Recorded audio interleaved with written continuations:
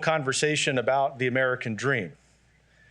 And it is an American dream that not only has been fulfilled and charted by our friend Harold Hamm, who's written this truly wonderful book, Game Changer, something he and I will talk about briefly, but in that, the lessons that every American, no matter where they're from, what their background is, what language their people spoke, how long their family's been in the United States, can achieve. And Lord knows, given all the challenges in the country, given the interference of government in the daily lives of Americans, this is a resoundingly good story to tell. So it is a great pleasure for all of us at Heritage to have Mr. Hamm here. From this Southerner, speaking about this other Southerner, it is just a pleasure to welcome this rural Oklahoman. Harold went to work in the oil fields as a teenager and then established Continental Resources at the age of 21. He built a grassroots startup into a top 10 oil producer and the largest privately held oil company in the United States. As a voice for America's oil and natural gas industry, he's helped to make America energy independent. He co-founded and serves as executive chairman of the Domestic Energy Producers Alliance, and he is widely recognized as the person who led the charge to lift America's 40-year ban on U.S. crude oil exports. Vital, of course, not just for the men and women in the energy business, but for all of us and for every human on planet Earth. That's what we're going to talk about today. I'll highlight one other aspect of Harold's life, and then I know he will want to cut to the chase and talk about the book. And that is that he is very involved in his community. He has been a leader in promoting health, education, energy industry advocacy. He's devoted much time and many resources to championing a healthy and secure future for all Americans, having invested and donated in many efforts to find a cure for diabetes. He's also donated the seed capital to start 2 schools of engineering, one at the University of Mary in Bismarck, North Dakota, and another at the University of North Dakota itself. I could spend a lot of time talking about all of the awards that Harold has won and he has deserved, but I'll just leave it with this one, sort of an informal award from the Heritage Foundation, which is that he is a great American, one of the wonderful patriots of this age, because he understands initiative and liberty and the importance of strong family and communities before you even get to that word, government. So would you please join me in welcoming our friend, Harold Hamm.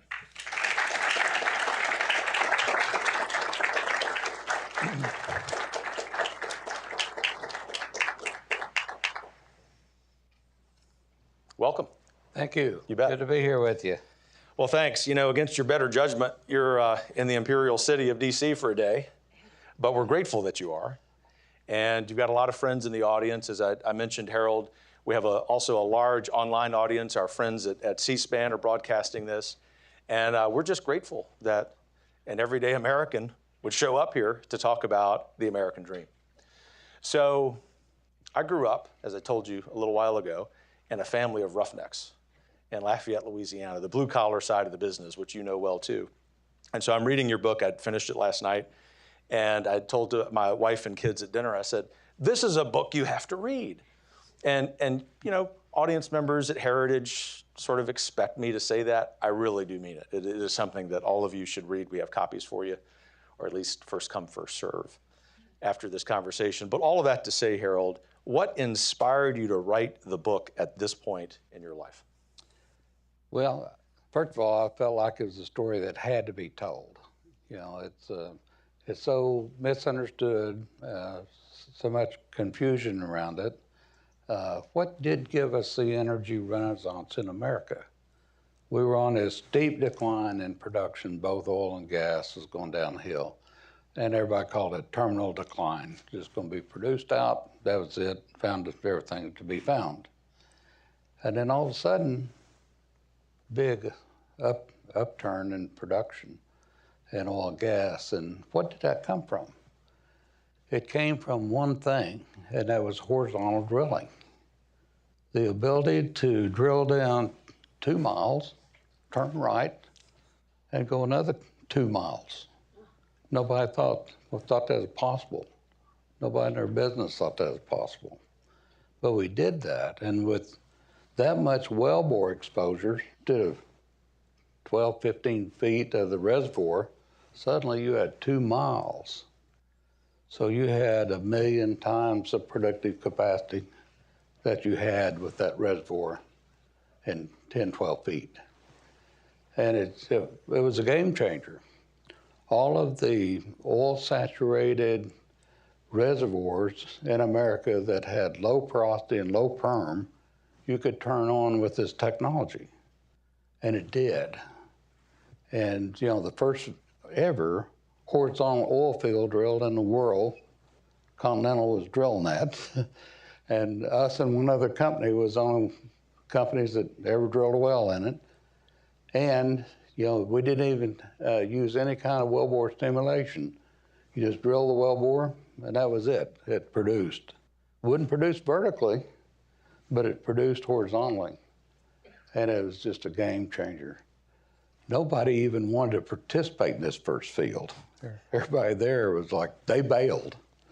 If they had ownership in the properties up there, well, they'd farm it out to you or sell it to you or something. They wouldn't participate. They thought it was a money pit.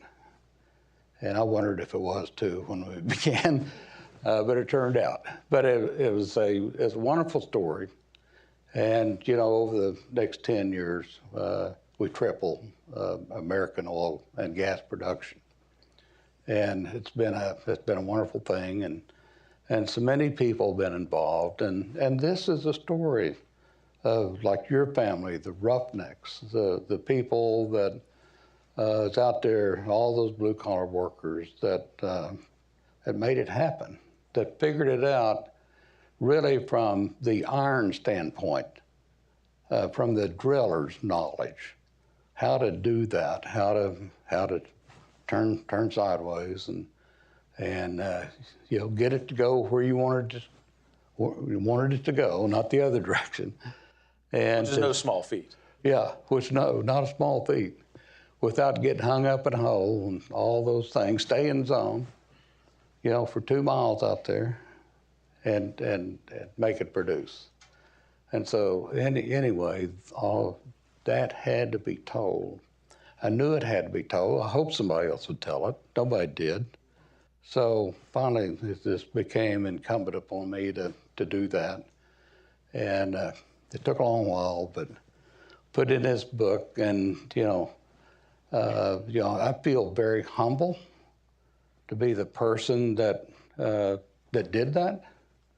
And I'm very glad to have it done, glad to have it out. And like you, I hope a lot of people read it and understand our business. So there've been a lot of disparagers along the way, a lot of people that saw what we were doing and, didn't want to see that, didn't want to see U.S. come back in with a lot of oil and gas production. No, they wanted to see your industry just completely go away. They wanted to see the demise of it. They wanted to see the demise of us. They looked at us as conservative business people, which we are for the most part. We can't deny it. We're conservative business people. We have no problem with that at the Heritage Foundation. I'm not going to apologize for it. Don't. So, and anyway, along the way, a lot of people sought to disparage, downright lie about what we were doing, how we were doing. We're going to end up polluting all the water in the world. We was going to do all these bad things, none of which has happened.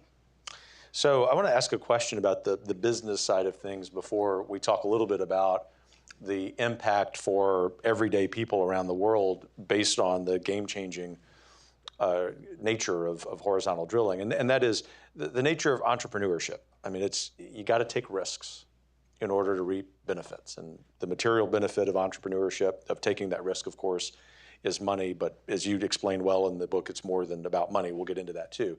But this is a question. It seems as if that when you're drilling that first well, using horizontal drilling, I'm just going to assume up to that point that was the biggest risk you had taken in your life. And how long did it take for you to realize that all that capital you invested, use a poker metaphor, you put all your chips into the table, that you realized, oh, this risk is going to pay off? Well, it certainly, those first few wells, some of which was disasters. You know, you got hung up in a hole, you know, missed the zone, did get in, so, you know, it just didn't work. So a lot of those were. And, you know, it took a long time to do some of this. It wasn't easy. And some people did think, well, that's a money pit. We're going to avoid that. But it wasn't fashionable to be doing what we were doing at all. So it took some time, to answer your question. It took some time to realize that, wow, we're getting better at it. We're going to be able to make this work. Started out drilling 1,000 feet out. Pretty soon we was drilling 2,500 feet. Pretty soon we could drill a mile. Pretty soon we could drill 2 miles. And all the time those economics were changing and getting better. And we were getting better at what we did. But, you know, I talk about it in the book. Talk about crude implements, tools that we were using. I called them clunky even. You know, the belly assemblies and that we were using to kick off and turn 90 degrees. Mm-hmm. And it was clunky. You know, after the invention of mud motors and all these things, it got a lot easier. But that came later. And we had some of the primary service providers that we said, you know, we need near-bit technology where we can stay in zone. We need the research done to give us those tools that we need.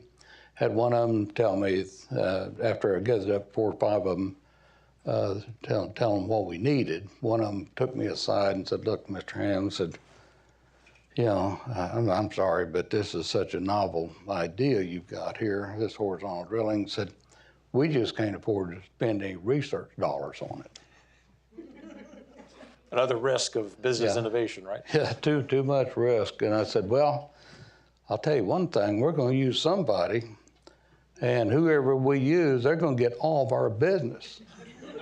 It's a good response, Harold. I think that was effective. So we did. 3 years later, that same guy had to go buy them to get the technology that they had advanced. So anyway, been some funny things happen along the way. There's some young entrepreneurs in the audience. I happen to know, and no doubt there are some who are watching online, there's a lesson there, which is to stick to your guns. But also, I'll just take this wonderful story that you've told about your business and horizontal drilling and make the obvious application that I'm sure our audience friends have done to any industry, right? Which is that one of the things that it seems as if culturally, socially, maybe also, especially in terms of policy, we've gotten away from in the United States is understanding the importance of innovation from individuals, from individual companies. The amount of capital it takes to make that work because of the trial and error, especially in your business, and also that sometimes you're going to fail. And that's the cost of risk. Oil and gas industry is probably the best at exemplifying that in the United States. That is that cycle of boom and bust, which certainly growing up in a family of roughnecks, I remember well. But I want to shift gears only slightly and move from the perspective of your business and maybe our perspective at Heritage about amplifying the good work of great individual corporations and talk about the impact of horizontal drilling on the quality of life, not just for Americans, but for, I would posit, billions of people in the world. Is that a fair Yes, yeah, no, a fair topic for sure. You know, for instance, when we broke the code in the Bakken, this was a very hard shale. And this is in North Dakota. North Dakota. And it was not an easy thing to do. It's Montana, North Dakota. That's really where it began. And anyway, it was almost impossible to break the code and make this produce economically. It took a lot of trial and error. You mentioned earlier. But once we did, this was the finest high-quality oil you ever seen in your life. And it had a lot of the middle distillates that you need for particularly for kerosene diesel production. And in fact, everybody will remember when diesel got so high, and it's like $4.50, $5 a gallon. And anyway, that brought on so much of this fuel with the middle distillates that diesel went to $2.25 a gallon, so half, and did it fairly quickly. This around 2010, and wow, that was a huge change because everything up to that point, a lot of the product that was being refined was the heavy bitumen from Canada. All the refineries had been outfitted basically to deal with this endless supply of bitumen, heavy oil from Canada. But it didn't have much middle distillates, so it produced gasoline, but not the middle distillates that you need for diesel. And so that, along with almost innumerable consequences of the Bakken discovery, the new innovation, has really contributed to alleviating what we call energy poverty. Explain that for our audience who may be a little less familiar with that. Well, it's gone, particularly on the oil side, we've been able to basically get away from dependence on the Middle East almost entirely due to what we're producing, and on the natural gas side, even more so. So suddenly, we became almost awash with natural gas. And then, of course, the third part of that is all of the LNG that's produced as a result of all the natural gas. So, for instance, last winter would have got probably real cold, once the Ukrainian invasion happened by Russia, and Russia cut off the supplies to Europe. Had it not been for LNG supplies that the U.S. was able to ship, I was told by a friend of mine that one cargo of LNG would heat 1 million homes for a month.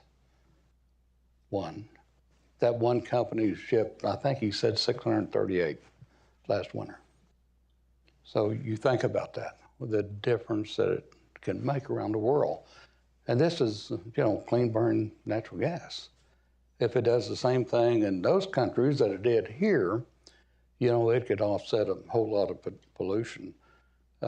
America, with clean burning natural gas, we've cleaned up our air. We have the cleanest air in the world today, and back to the 70s level of pollution as a result.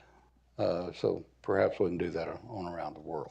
And yet, in spite of the data on that, it's just an objective truth about the cleanliness of American natural gas.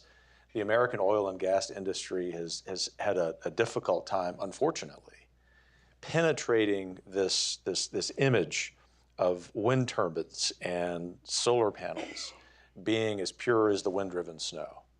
Why is that? Why have both businesses, and I'm talking about the independent producers like you, and even policy groups like Heritage, while we've had some limited success in talking about that, why has it been so difficult to penetrate that story?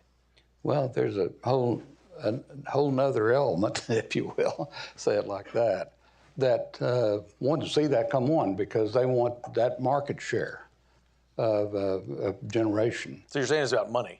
It's all about money. You have to follow the dollars, and there's so much dollars going out. Talking about one solar company in existence today, their market cap is $10.5 billion. 95% of that revenue is from subsidies. 95% of that is from subsidies. Now you think about that. Where's that come from? It's a publicly traded company, right? We all own Yes. That's all you. That's right. That's where it comes from. So is it kind of unfair? Then, we've had government weigh in and on that side as well with all the subsidies, both for solar, wind, all those things. And, they're just going to put them in for a while, get them started, and then that's going to go away, right? Wrong. They're still there. Will they be there for a long time? Probably. That's the amazing thing about government subsidies and government agencies. It's hard to get rid of either of them. But we're going to keep trying, Harold, I can tell you that. One other policy question, if I may, before reading a couple of passages in the book that I think that audience will really appreciate, and those are more about kind of life principles. And that policy question is, only until recently, I would say only until the last year or so, has the relationship between America losing its energy independence on purpose, I mean, this is the design of the current regime in the White House, been connected to the Chinese Communist Party benefiting from that. Explain for this audience that connection and why it's so important from a national security standpoint for America to have energy independence. Well, we had just gotten 2019, September, I believe it was, totally energy independent. You know, we were producing more than we're bringing in. That's what that means. And so, wow, celebrate that, right? And, you know, we're energy independent. We don't have to be reliant on anyone. And now suddenly, going the other direction with all the push on EVs, you're totally dependent for all the precious, all the metals that go into them, cobalt, lithium, all those sorts of things, 85% of which comes from China for those batteries. Right back in the box again for dependence. You know, they locked it up. They own that. So 85% dependence again on someone else that you have no control over, that probably don't like you that well. And, you know, they got their hands on your neck, perhaps, going forward. That's a good way of putting it. Yeah. So. Let's talk a little bit about a couple of passages in the book, and then we'll get into some audience questions. And I'm just going to read a short paragraph here, if you don't mind. This is about, it's a clause or passage about, it's never about the money. You write, "My why is always about so much more than money. More than 50 years ago, I left one of the best paying union jobs with a major oil company to start a one-man, one-truck oil field service company. I had what I felt like a ton of debt, and what felt like a ton of ambition too. Yet I was fueled by an inner voice that told me I had a destiny. All I needed to do was trust myself and keep my pedal to the metal. Yes, money is a way to keep score and survive, but it has never been my reason for being. There are better ways to keep score," you write. "Maintaining purpose in life, an abundance of close friends, and a wonderful family tops the scorecard." Mm-hmm. It's hard to add to that, but I'm going to ask you to do that, and especially, I mean, for everyone in the audience, we all need to hear this, but Heritage benefits by having a plurality of employees who are under 30 or 35. Washington, D.C., Capitol Hill's dominated by young people. We need more of them in office, frankly. I know you're not offended by that. But what advice would you give to people who are saying, "Man, Harold, the American dream's dead"? Yeah. It's simple. Follow your destiny. My destiny I don't know why, but you know what it is. I did, and it was fairly simple. With me, I could get almost euphoric about what I need to do. I felt it that strong, and you know, you could just get cold chills about, wow, I'm going to do this, you know, and I didn't have anything.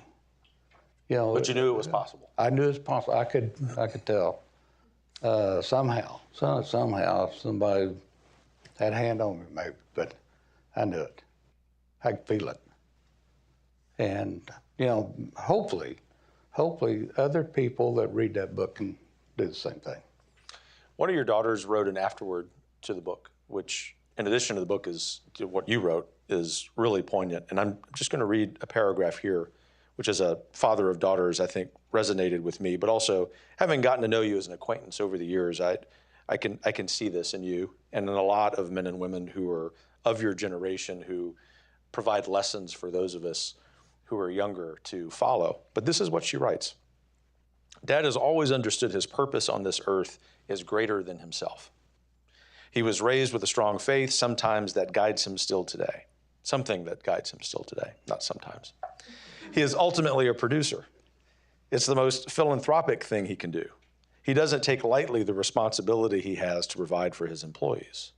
And through the success of his business and his employees, he can have the greatest societal impact. When Dad gives back, he does so with purpose. A little contribution to everything doesn't have the same impact as does giving back to what you're passionate about. That seems like that's a vital part of how you go about life. It is, the big things, try to find things that are mostly impactful, that you care about, really care about. And so we've tried to do that. Our foundation had 3 pillars. Energy advocacy, that's one of them. Makes sense. That's a big one. Education, that's what helped me break the poverty cycle that our family was in. And so that's real important. So we've been involved in that, of course. And the other one's health.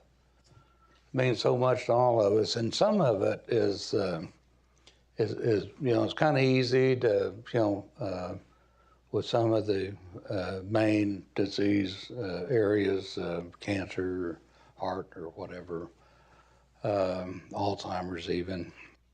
But the one that I chose was diabetes. It affects so many people, and yet it was so unpopular.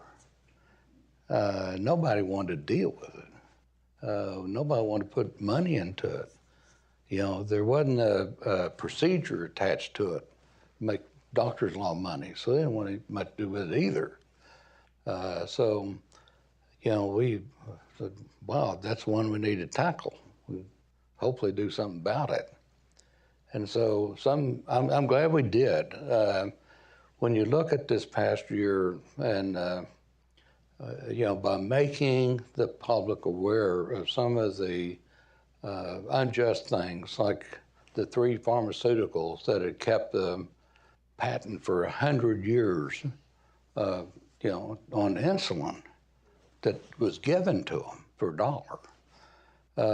But they kept that patent by moderating a little bit with the insulin to where they could keep that monopoly up there.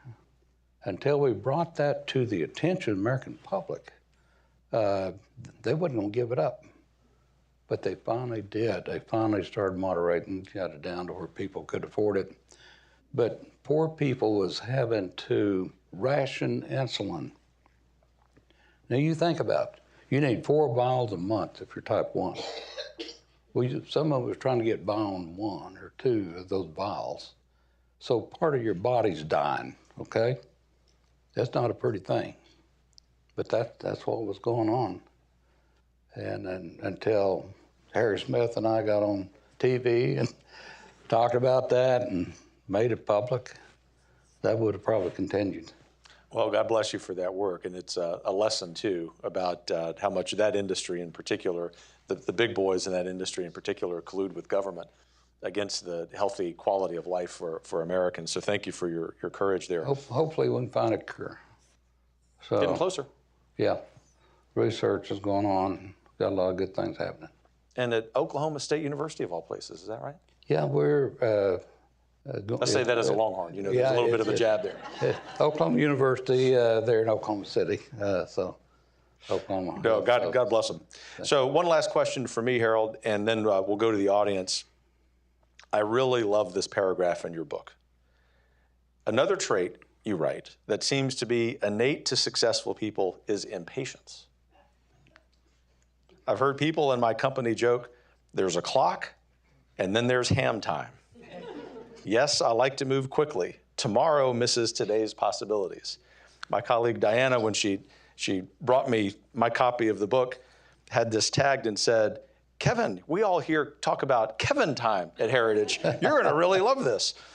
I think we got to move fast because the country's on fire, which is why we try to move fast at Heritage. But talk to us about ham time, especially for people who are maybe early in their careers trying to figure out their daily discipline at work and how you get things done. Well, first of all, to get where we need to go, I had a lot of changing to do, and myself. Personal improvement, and so that had to happen all quickly. And then the other things in business, you get a really brilliant idea about a prospect that you really figured out all of a sudden, kind of a breakthrough, and just know that everybody else is having that same idea. And if you don't tie it up, they're going to. So I've been beat to some really good ideas, just by a few days, few weeks, few hours. So anyway, we try to instill ham time and our executives, and have got a great leadership team at Continental. They're just terrific and what they do, and they make it happen quickly, and they understand ham time. Thanks for that explanation. So we'll get into audience questions. We'll take questions both from those of you who are here in person, and also my aforementioned colleague Diana. We'll have some questions coming in from our virtual audience, but we will start with questions here in person. Gentlemen all the way in the back row, and just wait for the microphone if you don't mind. Sure. Hi, thank you so much for coming. I'm Richard Stern, the director of the Budget Center here at Heritage. I'm moved by your dedication, the faith, and the importance you put in it. I wanted to ask you what you thought the integral relationship was between not just faith at the individual level, but throughout a society, creating a society that's driven to innovation. And I wanted to ask if you think that the left's kind of focused attacks on our faith institutions have been part of why we've seen sluggish growth over the last generation and increasing economic frustration. He's a smart guy. He is, man. I tell you what, he had about 4 questions in there, and I think I might be able to answer It's pretty slick. It'd take you and me about 5 minutes to ask that question. So. Well, first of all, innovation is a great thing that you never know where it'll come from, but whether it's the simple things like we did, and being out there as working on a rig, and from a driller standpoint. But absolutely, innovation has driven America. You take just what we did. It has driven much of the economy by putting a couple million people to work. So it's been big. Tax policy, absolutely. We've seen all kind of different things occur with tax policy, and it can drive it up. It can also drive it down. And, too much taxes piled on business it can get to the point that it drowns them and discourages people, all the entrepreneurs and innovators, from taking those chances and risks that provide all the growth and growth possibilities. So good question. You're exactly right. Thank you. Yeah, great exchange. Thanks for that response, Harold. Diana? Microphone's coming your way, ma'am. This question is from Lou Pugliarisi of the Energy Policy Research Foundation. Among many in U.S. government, there is a view that hydraulic fracturing was the result of government research and the Department of Energy project funding. What is your perspective on that? Okay. Got that? The question was, there's some theory that it was government research that created hydraulic fracturing. Okay. What's your response? Well, there's been a limited amount of government research that people used. I think George Mitchell talked about how he used some funding under some grants by DOE to improve fracturing technology within Barnett Shale. And he did. I know for a fact that he did. I'm familiar with that. Basically, they were working with vertical wells. And I think most of us in industry had known that you could get gas from shales. In fact, we had perforated some highly shaly sands that really didn't produce much from sands, but we got some shale gas as a result. But George, through those grants, kept working with those shales to produce gas economically from the Barnett from some vertical wells. And I know that happened. The real breakthrough came when Devon bought Mitchell Energy and their properties in North Texas and started working with horizontal drilling in the Barnett. And that really was a key to turn on that development. And it became big production. Yeah, huge growth in production. Huge growth in production, and came from that. So Larry Nichols and his crew did a great job. I think George may have drilled a few horizontal wells there before Larry bought that, but primarily it was. So anyway, the idea that government brought around this energy renaissance, I heard Obama take full credit for that. Y'all believe that? President Biden cured cancer last week. So anything's possible. We talked to Obama. I'll go in just a little quick. We talked to Obama. I wanted him to know, just for sure, that horizontal drilling very well could give us energy independence in America. And so in a casual gathering by the Giving Pledge people, I made sure that he knew that. And he told me, he said, Secretary Chu has told me that they're going to invent a battery that's going to be the key to transportation in the future. So anyway, that was his response. Don't hold your in the breath. next 5 years. Yeah, right. Yeah, that was 2012. Okay. We could just talk about these claims the left has made about environmental destruction and this battery, which seems like such a fiction. But we'll move on. We'll take a question on this side. So, gentlemen there, microphone's coming your way. Here you go. Keep your hand raised. Hi, Chris Knight with Argus Media. You reportedly told former President Donald Trump that you wouldn't be supporting him this election cycle, that you're donating instead to Ron DeSantis and Nikki Haley. What caused you to make that decision? And have you had any discussions with DeSantis or Haley about energy policy that you found particularly appealing that made you want to support them? Yes, there had been several people write about the conversation that I had with Mr. Trump. And my concern is, his electability in the general, and turn attention to that to make sure that we don't wind up same place we did last time. If it's close, guess who's going to win? They did last time. Might not have been quite fair, but that's what happened, and leave that up to everybody's own opinion. But anyway, that's what I talked to him about was, what's he going to do to, make sure that he can win the general. If he wins the primary, you have to turn attention to the general election. So that was my concern that I discussed with him. They even discussed that he, with his base, he's got a powerful base, that perhaps he could, play the role of kingmaker, help somebody else through the use of his base of support. So we've had several conversations and that people have talked about. Thank you. Thank you. Gentleman there on that side. Okay. Mr. Hamm, again, thank you very much for coming.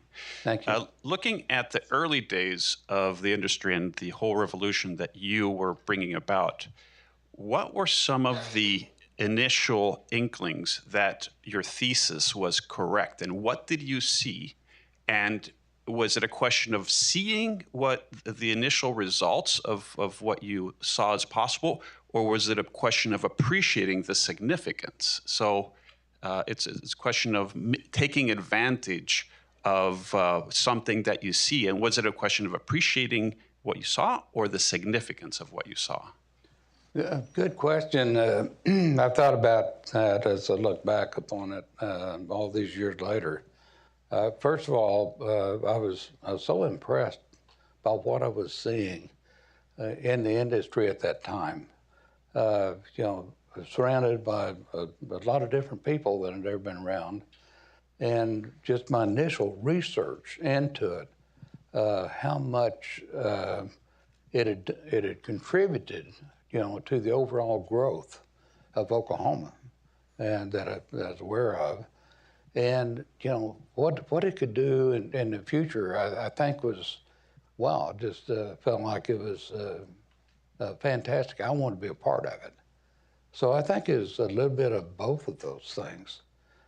So good question. Thank you for it.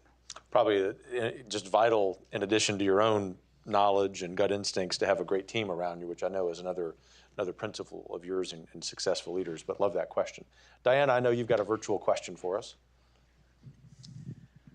It's difficult to understand the massive preoccupation and commitment to net zero 2050, which yields very high costs and little environmental benefits.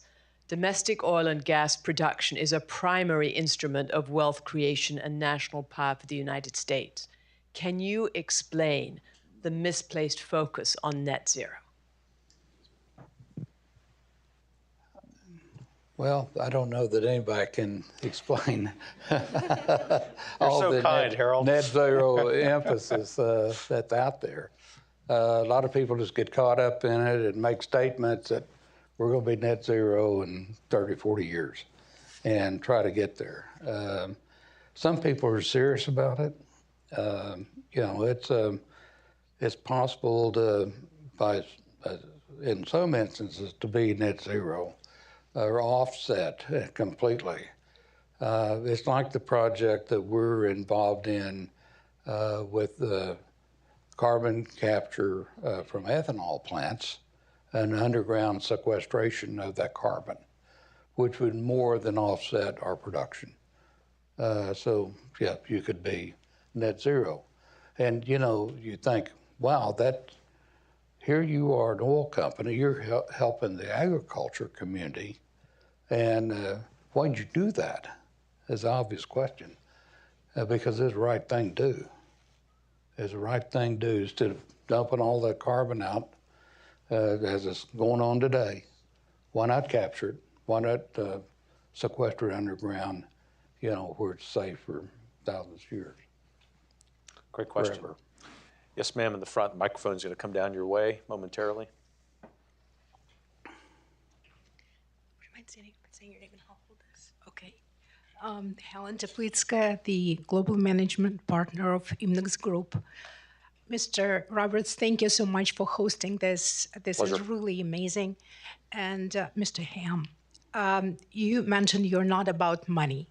What was your mission to take the company private? This is one side of the question. And second is, how can those of us who truly believe in your mission to really carry the truth and help destroy the lies and all the false flair about shale industry and energy independence, help compel those who are currently misled, because there is so much lies, particularly among the young generations, university campuses. How can we become a part of your effort for the Domestic Energy Producers Alliance? Because I know you need a lot of help. Great Okay. question. Thank you. Well, first of all, I'll talk about the going private. It served our purpose to be a public company when we went public in 2007. And we knew we was on to something huge there in the Bakken, and the only way we could develop that was to have a big influx of capital. And so we could do that by going public, selling part of the company to the public. And so we did that, and that's why we went. And you got paid to be public companies back then. The multiple, for instance, value was 8 to 9 times, the forward EBITDA. forward earnings. We went private when you no longer got paid for it after COVID-19. Suddenly, your valuation was down to 3 or 4 times, and people kind of, had, and that's another important reason for writing this book right now, had finally thought that, wow, oil and gas companies, no need for them anymore, right? Wrong. And the valuation got down to 3 or 4. You didn't get paid to be public and go through the headaches of being a public company. So we bought back the 16% we didn't own. And so it was pretty simple, which gave us about 20% more time to run the company, which is huge. So that was a good thing in that regard. So the last part of her question, Oh, how can y'all help? Yes. Yeah, how can Stakeholders, because I think each of us is a stakeholder on this issue. Absolutely. The narrative is false and it's dominating in the public domain.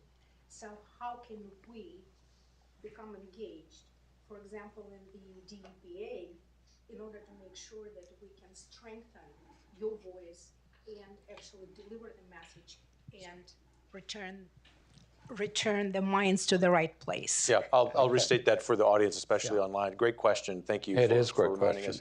How can we help? Everyone's a stakeholder, especially given the aforementioned narrative, which has sort of overrun the truth, the reality of the situation. Good question. Absolutely. That's a terrific question. Every one of us has a stake in this game. Every one of us can be a player. You need to voice your opinions. Diane's such a good example here on the front row. You have a great testimony about the industry and what it is, what it means, and the reality of the situation. Every one of us plays such a big part. Jerry, I see him back there with DEPA. We're out there every day writing articles, doing the news, different things about the reality of energy industry in America and what is right and what's wrong.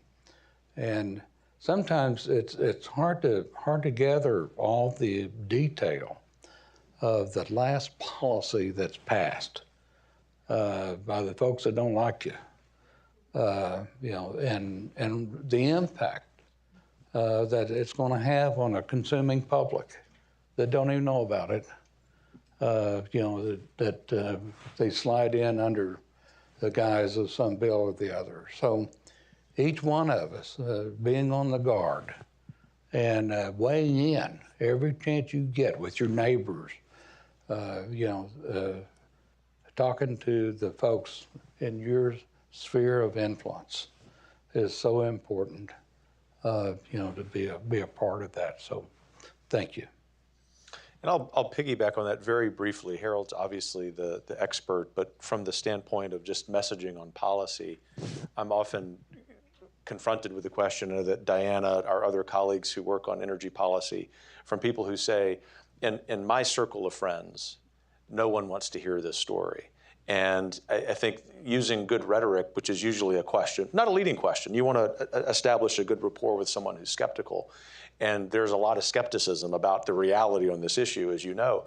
But in order to ask the good questions that lead to a good conversation, you have to be based in facts. And that's where Diana and our team, and there are obviously other people in the audience and people who aren't here who do a good job of that. But that's the key thing, is to have those 3 or 4 or 5 facts that probably people who are innocently buying into an ill-intentioned narrative don't know.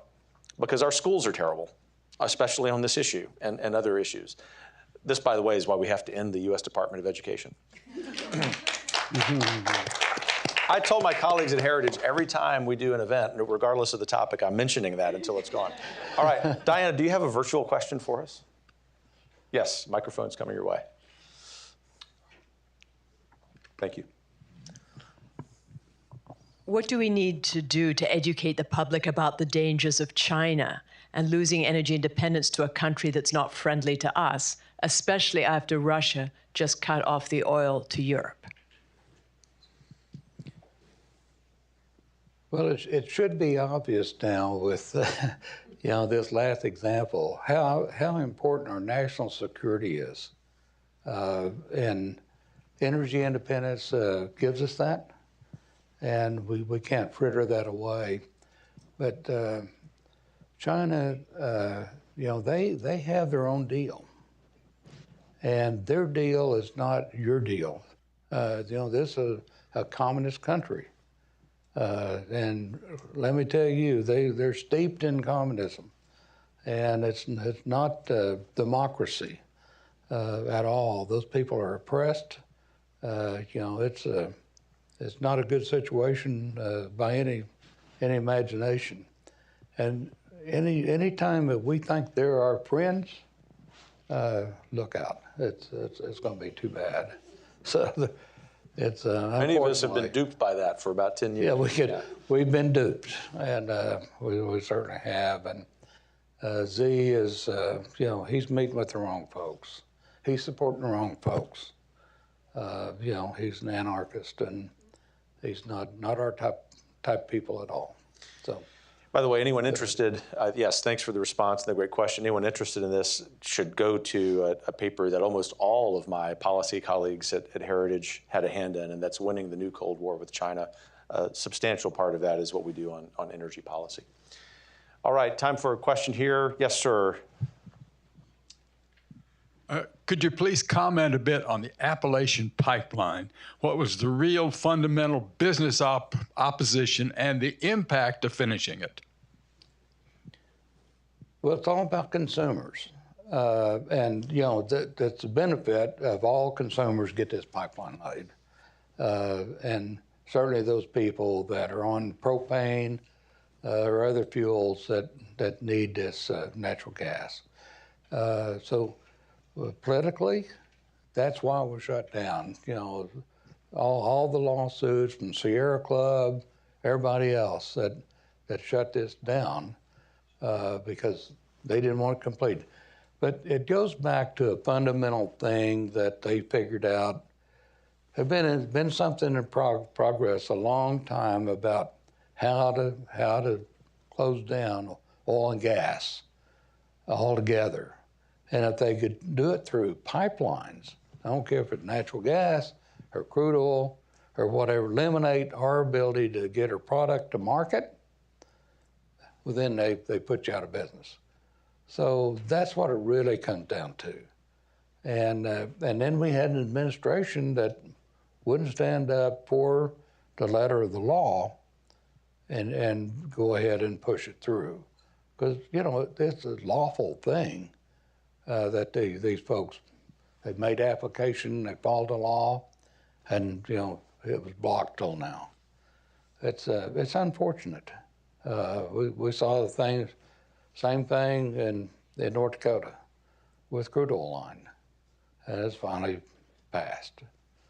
But it took a long time, and it hurts consumers. It hurts the consuming public. It holds up prices of product. And those interludes, consumers really, really are hurt. Young lady here had a question. We'll go there before we take a virtual question from Diana. Thank you. Hi, Karen Harned. I'm proudly from Oklahoma, and I thank you for what you've done for our state. I wanted to ask, though, we just talked about the pipeline and the regulators with that. When you were doing your innovative technology, were there regulatory roadblocks you experienced then, or were you ahead of the regulators when you were doing this? Good question, and there was a lot of roadblocks. I mean, the whole world, and all the oil fields everywhere in the world, North Dakota or Montana or even Oklahoma, basically was set up for vertical wells, spacing units.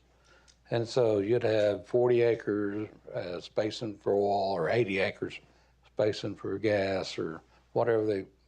Suddenly, In order to drill long lateral horizontals, you needed 1,280 acre spacing for those units.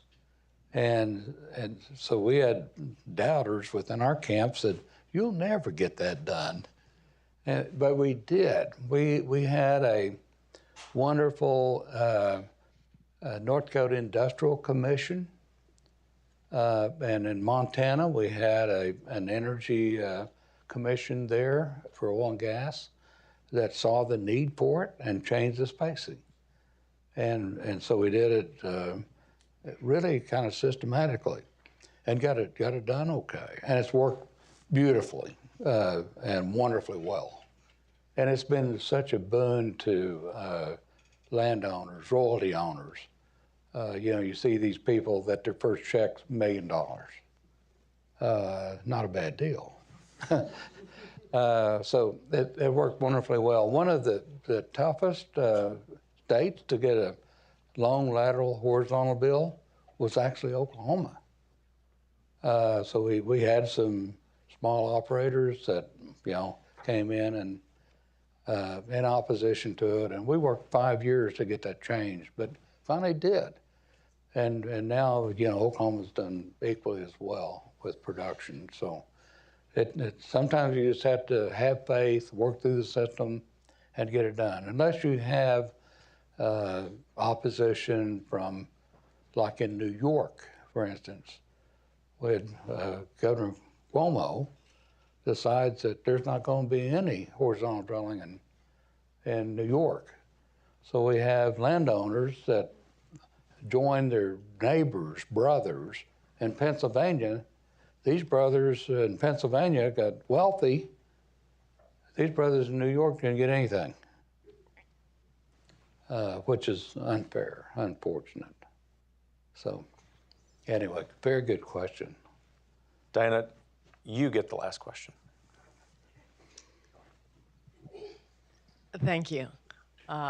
Your company pioneered horizontal drilling and hydraulic fracturing, making America energy independent. Why haven't other countries done the same? Is it that they lack the geological formations? Is it that they lack the technology? Or is it regulatory burdens? Why don't other countries want to copy the United States in this manner? Good question, and other countries do want to copy it, but we have America is great. I just tell you right now, it's just a great nation. We have land ownership that you own the subsurface if you own the surface. That's the way it was, and so it's great. The other nations, a lot of other nations, you don't have that situation. So government can block you. So you have these political or socioeconomic political decisions made that won't let them develop it. For instance, there's a Bakken lookalike in the Paris Basin. Can you develop that? No. The French government owns the subsurface, and some of them don't want that to happen, and so there they are, and not doing it well. There's other nations that have similar situations, that there's a great, in Argentina, for instance, there's a huge, what would be a huge horizontal play, and it's seeing some development, but it's taken forever to get it done because of government intervention. So that's the primary purpose. Yeah, the combination of America's natural resources, men and women with initiative, it's like Daniel. Education system, it's unique. Daniel Webster, one of his quotes was, "Let us go forth and develop a nation's resources." Still hangs in the chambers of Congress. And it was a very wise decision. Everything natural comes from the earth. Oil and gas does as well. Well, one bit of housekeeping before we wrap up. So when we conclude here in a little bit, Harold has very graciously agreed to sign some books. We've got several dozen books out there, first come, first serve. I know that you'll abide the rule of law and not rush out there like madmen and madwomen. It's America after all. You're here. And also, in addition to the book that's out there for you, we believe in feeding you, sustaining your energy. So there's lunch out there. Most importantly, one of the most important parts of our culture at Heritage is just the camaraderie of taking some time and visiting, especially amid all these challenges we have. So avail yourself of all of those things, and thank you for being part of this. Those of you who joined online, thanks for joining online. But most of all, I'll conclude by saying to one of the great patriots of our age, Mr. Harold Hamm, thank you for being here.